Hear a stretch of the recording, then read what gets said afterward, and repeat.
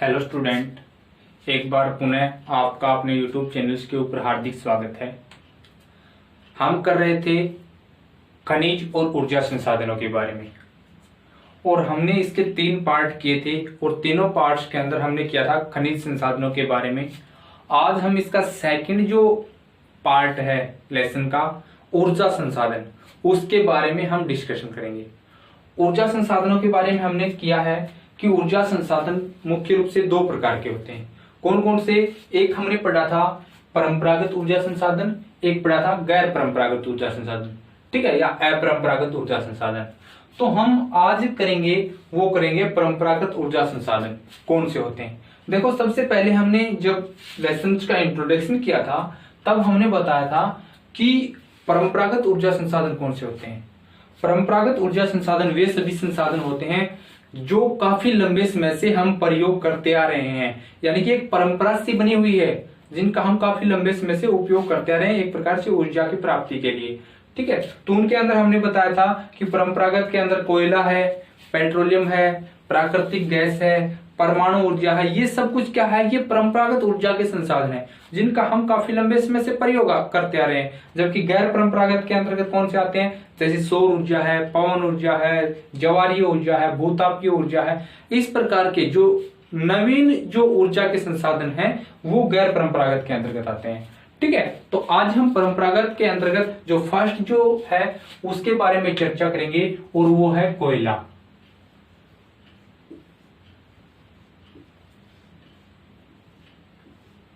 कोयले के बारे में चर्चा करेंगे हम। कोयला है वो एक जीवाश्म ईंधन है। इसका निर्माण लाखों करोड़ों वर्षों के दौरान होता है, ठीक है। निर्माण की जो प्रक्रिया होती है, कोई भी परंपरागत जो खनिज होता है उसके निर्माण की प्रक्रिया जो होती है, विशेष रूप से जीवाश्म ईंधन जो होते हैं, पेट्रोलियम, कोयला, प्राकृतिक गैस जैसे जो ईंधन होते हैं उनके निर्माण में काफी वर्ष लग जाते हैं, यानी कि लाखों करोड़ों वर्ष लग जाते हैं। ऐसा ही कोयले के साथ हुआ है। कोयले का निर्माण है लाखों करोड़ों वर्षों के बाद हुआ है। कैसे होता है कि लाखों करोड़ों वर्ष पहले किसी भी आपदा के समय, कोई भी भूकंप है, सुनामी है या और कोई आपदा, तूफान आ गया, इस प्रकार की आपदा से क्या हुआ कि जो वन क्षेत्र था या जो जीव जंतु थे वनों के अंदर वो धरती के अंदर समा गए, ठीक है। और ऊपर से क्या हुआ, उनके साथ मिट्टी की लेयर चढ़ती चली गई और ऊपरी दाब और ताप के कारण, अधिक तापमान और ऊपर से दबाव के कारण वो क्या हुआ कि नीचे है वो तरल अवस्था में पहुंच गया, जिससे पेट्रोल हो गया, या कुछ गैसीय अवस्था में जो प्राकृतिक गैस के रूप में, और कुछ ठोस अवस्था में जो परत जमा हो गए वो क्या हो गया, वो कोयला बन गया एक प्रकार से। तो इस प्रकार से कोयले का निर्माण है वो लाखों करोड़ों वर्षों के दौरान एक लंबी प्रक्रिया के पश्चात होता है, ठीक है। तो कोयले का उपयोग है वो कहां पे होता है? जैसे सबसे ज्यादा जो कोयले का उपयोग होता है वो ताप विद्युत के निर्माण के लिए, थर्मल जो एनर्जी जो होती है उसके निर्माण के लिए कोयले का प्रयोग होता है। इसके अतिरिक्त लोहा प्रगलन के लिए कोयले का उपयोग होता है। इसके अतिरिक्त कोयले का उपयोग विवाह शादियों के अंदर, ईंट भट्टा जो चिमनियां होती है उसके अंदर भी कोयले का उपयोग होता है। ये चीजें हमें कहाँ लिखनी है? ये चीजें हमें सबसे पहले, जैसे आपको ध्यान होगा हमने लोहा एस के बारे में चर्चा की थी, तो उसमें हमने 3 चीजें की थी। एक तो लोहा एस, फिर उसके टाइप्स और फिर उसका क्षेत्र या वितरण की कह दें। तो इसी प्रकार से कोयले का जो लॉन्ग आंसर टाइप क्वेश्चन आता है उसमें हम 3 चीजें कहेंगे। सबसे पहले तो कोयला,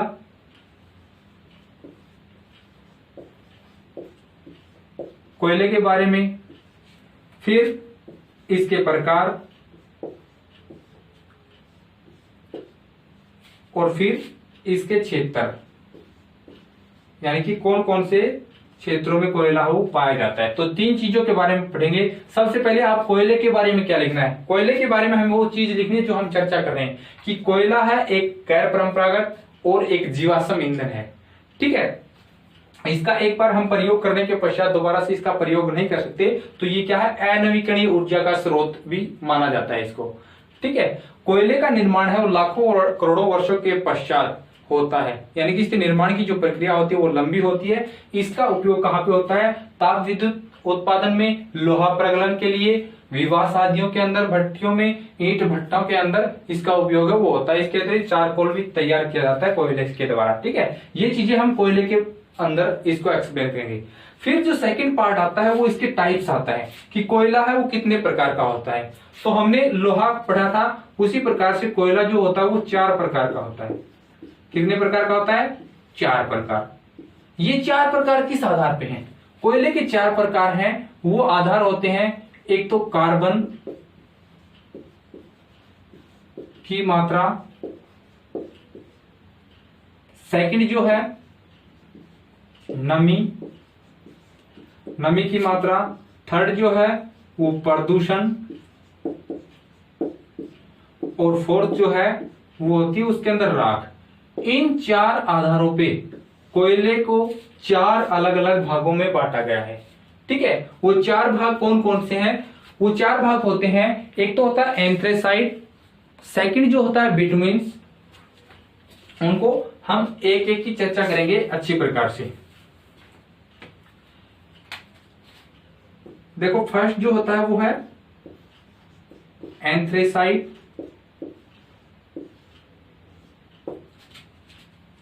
सेकंड जो होता है बिटुमिन्स,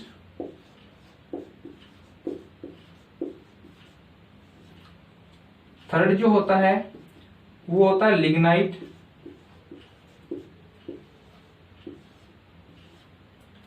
और फोर्थ जो होता है वो होता है पिट। इस प्रकार से कोयला है वो कितने प्रकार का होता है? 4 प्रकार का। और ये चारों प्रकार किस आधार पे हैं? ये आधार माने जाते हैं कार्बन की मात्रा, नमी की मात्रा, प्रदूषण और राख की मात्रा के आधार पे इनको 4 भागों में बांटा गया है।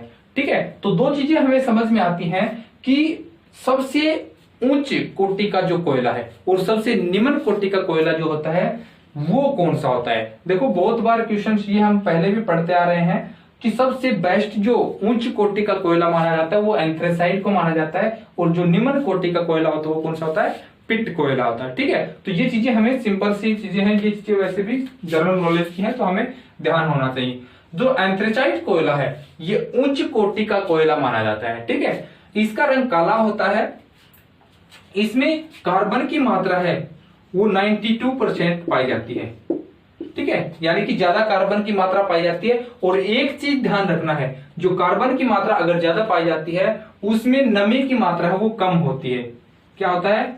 नमी है वो कम पाई जाएगी। और नमी अगर कम है, कार्बन ज्यादा है, तो क्या करेगा? वो काफी लंबे समय तक जलेगा। ठीक है, और लंबे समय तक जलने के कारण वो क्या कर रहा है? प्रदूषण है वो कम होता है, और प्रदूषण के साथ साथ वो जलने के पश्चात राख है वो नहीं छोड़ता है, यानी कि नाम मात्र की राख मिलेगी आपको जलने के पश्चात। जैसे हम लकड़ी जलाते हैं ना, तो लकड़ी या उपले जलाते हैं तो उसके पश्चात बहुत सारी राख है उनकी शेष बच जाती है। तो ऐसे अगर हम एंथ्रेसाइट जो कोयला होता है उसका उपयोग करेंगे तो उसके अंदर कार्बन की मात्रा ज्यादा और नमी की मात्रा कम होने के कारण वो लंबे समय तक जलता है, और लंबे समय तक जलने के साथ साथ वो प्रदूषण कम करता है, और जलने के पश्चात वो क्या करेगा? राख है वो न के बराबर छोड़ेगा, नहीं के बराबर वो राख छोड़ेगा। ठीक है, तो ये 4 चीजें आपको एंथ्रेसाइट के अंदर, प्रत्येक कोयले के अंदर आपको ये चीजें आपको एक्सप्लेन करना है। ठीक है, सेकंड जो है वो क्या है? वो बिटुमिन्स कोयला होता है। बिटुमिन्स कोयला होता है वो हल्के काले रंग का होता है। ठीक है, इसके अंदर जो कार्बन की मात्रा होती है वो 70 to 80% के आसपास पाई जाती है, यानी कि 70 से 80% कार्बन की मात्रा होती है, थोड़ी बहुत नमी, कम नमी। ठीक है, नमी या ऐसे कह सकते हैं थोड़ी जो होती है, थोड़ी मात्रा में नमी है वो इसके अंदर पाई जाती है। ठीक है, और ये जो कोटि की बात करें तो एंथ्रेसाइट से थोड़ा निम्न कोटि का हो गया। निम्न कोटि का हो गया तो थोड़ा बहुत प्रदूषण करता है, इतना नहीं है जितना कि पिट कोयला करता है या लकड़ी करती है, उपला करता है, उतना तो प्रदूषण नहीं करता, लेकिन एंथ्रेसाइट की तुलना में थोड़ा बहुत ये प्रदूषण करता है। ठीक है, और जलने के पश्चात थोड़ा राख भी छोड़ता है। लेकिन आपको ये 2 चीजें याद रखनी है, इसमें कार्बन की मात्रा 70 से 80% और नमी की मात्रा है वो एंथ्रेसाइट से थोड़ी ज्यादा होती है, इसलिए क्या कर रहा है? थोड़ा प्रदूषण कर रहा है और थोड़ी ही राख भी छोड़ता है जलने के पश्चात। ठीक है, थर्ड जो है वो कौन सा है? लिग्नाइट। लिग्नाइट जो होता है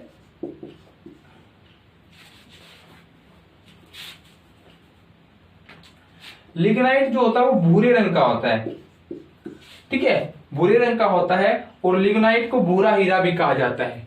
ये बहुत बार क्वेश्चन आ चुका है कि भूरा हीरा किसे कहा जाता है, तो आपको बताना है लिग्नाइट को।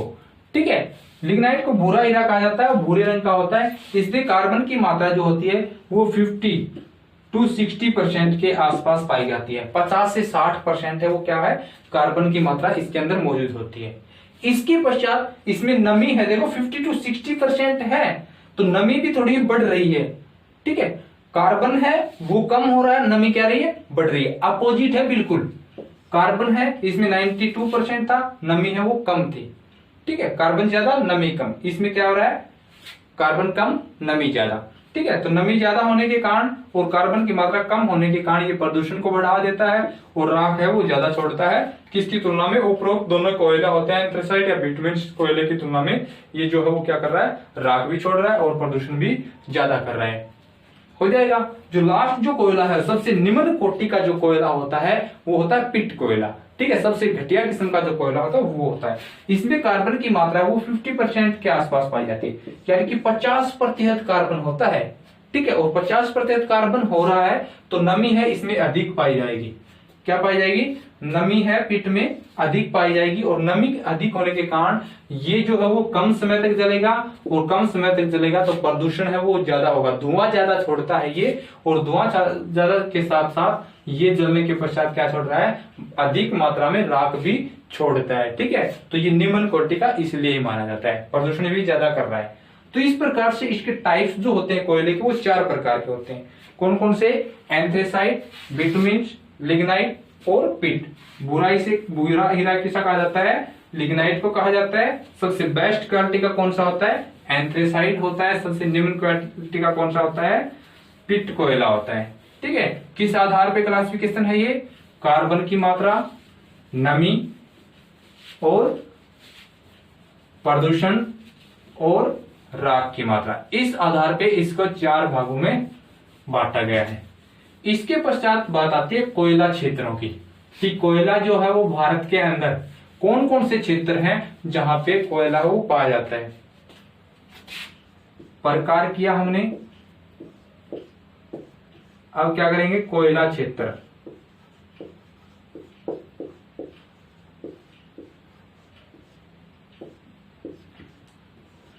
भारत में प्रमुख रूप से 2 कोयला क्षेत्र हैं। कितने हैं, 2 क्षेत्र, 2 कोयला क्षेत्र हैं। एक कोयला क्षेत्र तो यहां पे पड़ता है, ठीक है, ये कोयला क्षेत्र, और एक कोयला क्षेत्र है वो पूर्वोत्तर भारत के अंदर पड़ता है। एक तो छोटा नागपुर पठार क्षेत्र के अंतर्गत, और एक कहां है, पूर्वोत्तर के अंतर्गत।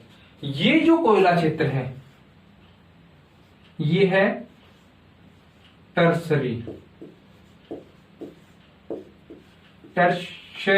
कोयला क्षेत्र के अंतर्गत आता है, और ये जो कोयला क्षेत्र है ये है गोंडवाना।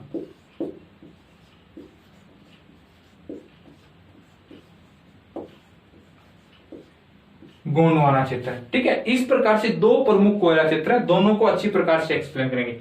सबसे पहले बात आती है वो आती है गोंडवाना कोयला क्षेत्र।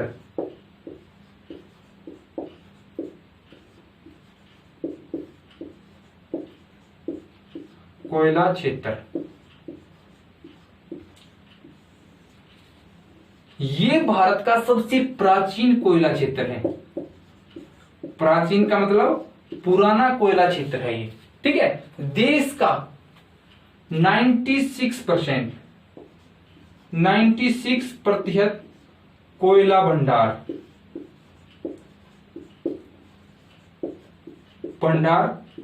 इस क्षेत्र के अंतर्गत पाए जाते हैं। ठीक है, दूसरी बात, देश का 99% उत्पादन, कोयले का उत्पादन, 96% कोयले के भंडार यहां पे मौजूद हैं गोंडवाना कोयला क्षेत्र के अंतर्गत, और 99% इसका उत्पादन, देश में अगर कोयला उत्पादित किया जाता है तो उसको 99% उत्पादन इसी क्षेत्र से किया जाता है। ठीक है, 2 चीजें। तीसरी चीज, यहां पे कोयले का निर्माण है वो लगभग 20 लाख करोड़ वर्ष पूर्व, 20 20 करोड़ वर्ष पूर्व हुआ था, यानी कि बहुत प्राचीन है। 20 करोड़ वर्ष पूर्व यहाँ पे कोयले का निर्माण हुआ था। ठीक है, इस क्षेत्र के अंतर्गत, इस कोयला क्षेत्र के अंतर्गत 4 क्षेत्र आते हैं।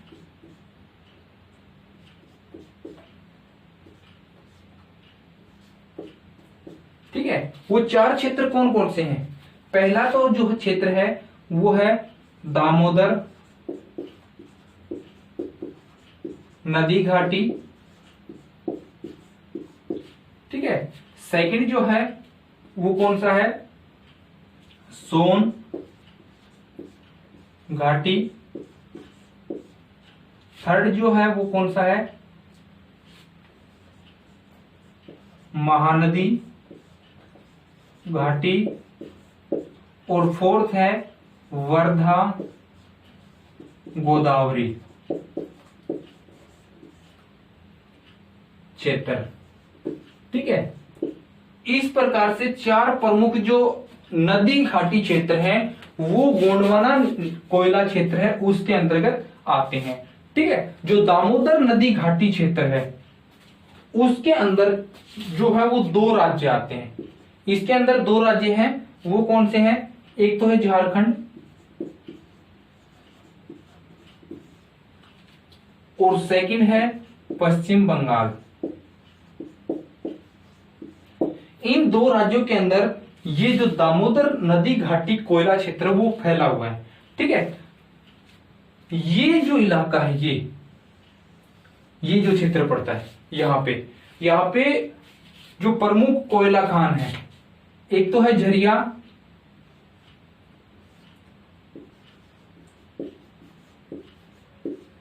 इसके दक्षिण में एक है बोकारो और इधर बंगाल में है एक रानीगंज। ये 3 प्रमुख कोयला खाने हैं वो दामोदर नदी घाटी क्षेत्र के अंतर्गत आती हैं। देश का अधिकतर जो कोयला होता है वो इस दामोदर नदी घाटी क्षेत्र से ही इसका उत्पादन किया जाता है। ज्यादातर कोयला जो देश का उत्पादित होता है वो इसके अंतर्गत आता है। ठीक है, जो सेकंड जो है वो सोन नदी घाटी क्षेत्र, उसके अंतर्गत यूपी, एमपी मध्य प्रदेश और छत्तीसगढ़, इन 3 राज्यों के अंदर फैला हुआ है सोन नदी घाटी क्षेत्र। ठीक है, ये जो है ये इधर ये जो क्षेत्र पड़ता है, ठीक है, ये है सोन नदी घाटी कोयला क्षेत्र। यहां पे जो प्रमुख जो कोयला खाने हैं, जैसे मध्य प्रदेश के अंदर है एक कोयला खान,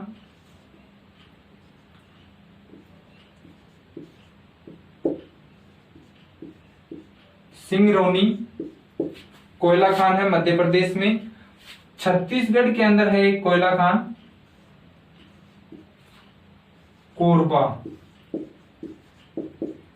कोरबा है। ये जो कोयला खान है वो कहां पे आती हैं? वो सोन नदी घाटी क्षेत्र के अंतर्गत शामिल होती हैं। ठीक है, इसके पश्चात जो थर्ड जो कोयला क्षेत्र है वो है महानदी घाटी कोयला क्षेत्र। ये महानदी घाटी कोयला क्षेत्र है वो कहां पे पड़ता है? ये जो क्षेत्र पड़ता है ये, ठीक है, इसके अंतर्गत। इसमें 2 प्रमुख राज्य, एक छत्तीसगढ़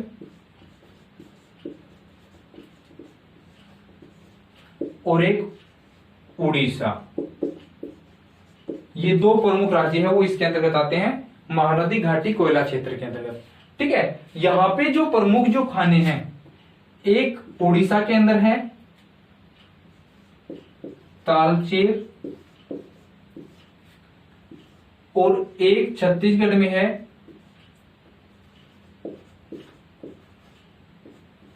झिलमिली या झिलमिल भी कहा जाता है इसको। ये जो कोयला खान है ये छत्तीसगढ़ के अंदर आती है।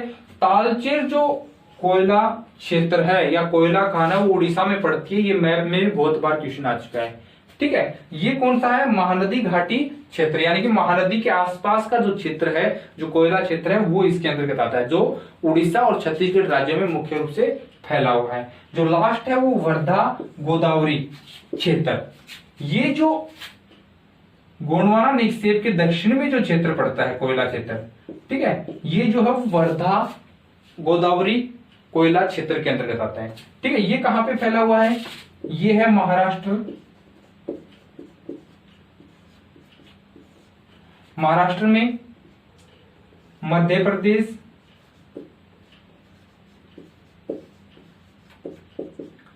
आंध्र प्रदेश,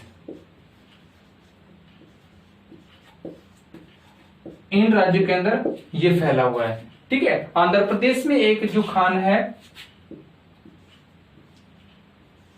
सिंगरौली,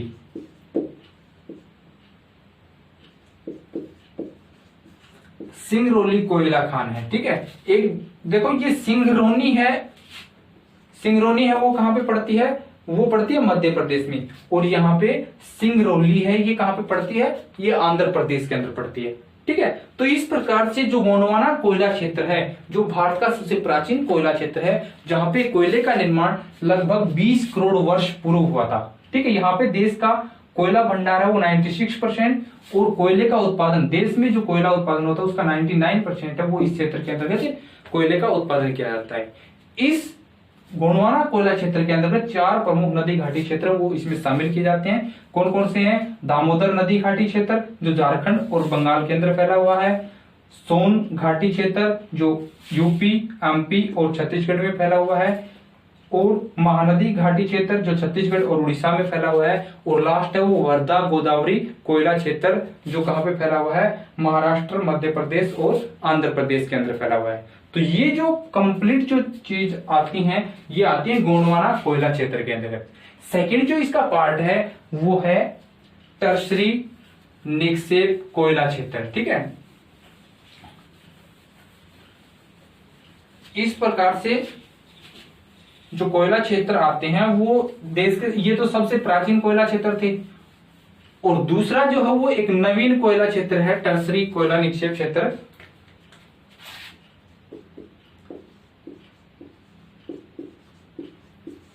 टर्सरी कोयला क्षेत्र या टर्सरी कोयला निक्षेप के रूप में भी कह सकते हैं इसको। ठीक है, ये जो है वो देखो गोंडवाना जो कोयला क्षेत्र था वो क्या था, प्राचीन था, ये है नवीन, नवीन कोयला क्षेत्र है, यानी कि नया जो कोयला क्षेत्र है इसकी तुलना में, वैसे नया नहीं है लेकिन इसकी तुलना में एक नवीन कोयला क्षेत्र के अंतर्गत ये शामिल होता है। यहां पे देश का लगभग 4% कोयला, कोयला भंडार,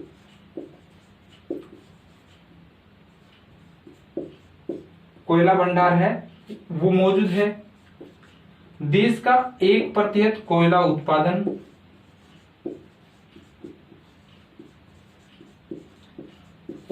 किया जाता है, केवल 1%, 99% कहां पे, गोंडवाना कोयला क्षेत्र के अंतर्गत गोंडवाना निक्षेप से प्राप्त होता है। थर्ड जो है वो क्या है, यहां पे कोयले का निर्माण 5.5 करोड़ वर्ष पूर्व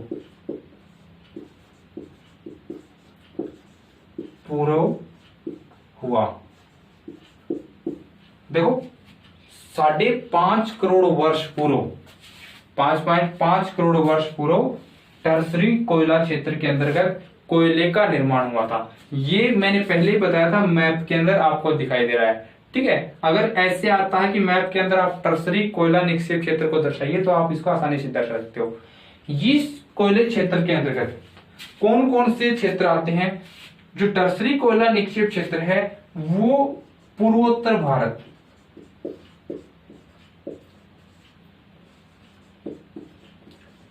पूर्वोत्तर भारत के अंदर फैला हुआ है।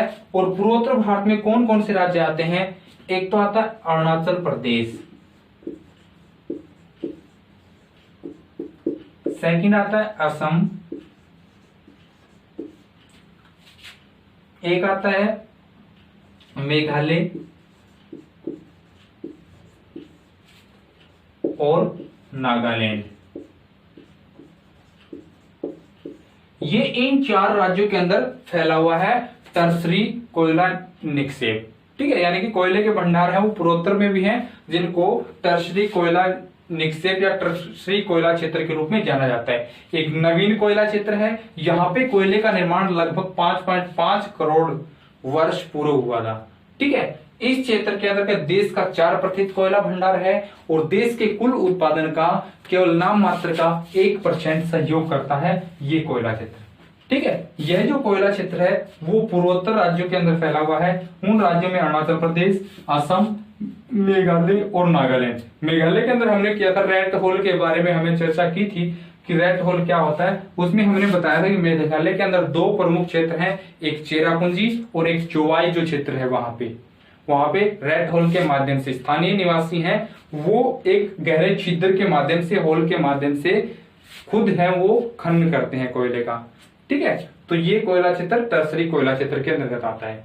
तो इस प्रकार से हमने कोयले के अंदर 3 चीजें पढ़ी। सबसे पहले कोयला एक जीवाश्म ईंधन, उसके बारे में हमने पढ़ा कि कोयले का उपयोग कहां कहां पे होता है। फिर सेकंड हमने इसकी टाइप्स पढ़ी कि 4 आधारों पे कार्बन की मात्रा, नमी, प्रदूषण और राख के आधार पे 4 भागों में बांटा हमने। एंथ्रेसाइट, बिटुमिन, लिग्नाइट और पिट कोयले के बारे में चर्चा की। इसके पश्चात कोयला क्षेत्र, भारत में प्रमुख रूप से कितने कोयला क्षेत्र हैं? वो 2 कोयला क्षेत्र हैं। वो कौन कौन से हैं? गोंडवाना कोयला क्षेत्र और टर्सरी कोयला क्षेत्र।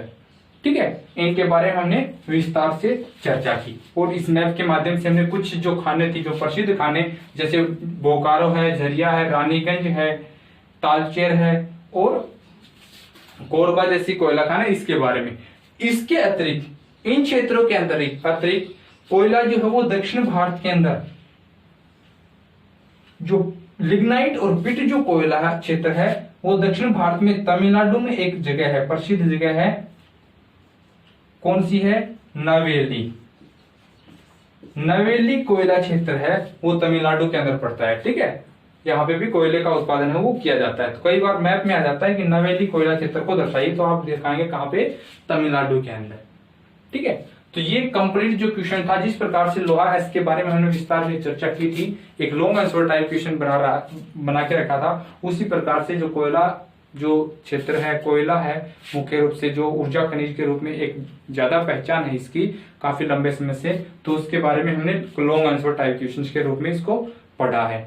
ठीक है, नेक्स्ट वीडियो के अंदर हम पढ़ेंगे कोयले की जो अतिरिक्त जो परंपरागत जो ऊर्जा खनिज होते हैं, चाहे वो पेट्रोलियम है, प्राकृतिक गैस है, परमाणु ऊर्जा है, उनके बारे में हम विस्तार से चर्चा करेंगे। आज के लिए इतना ही। थैंक यू, धन्यवाद।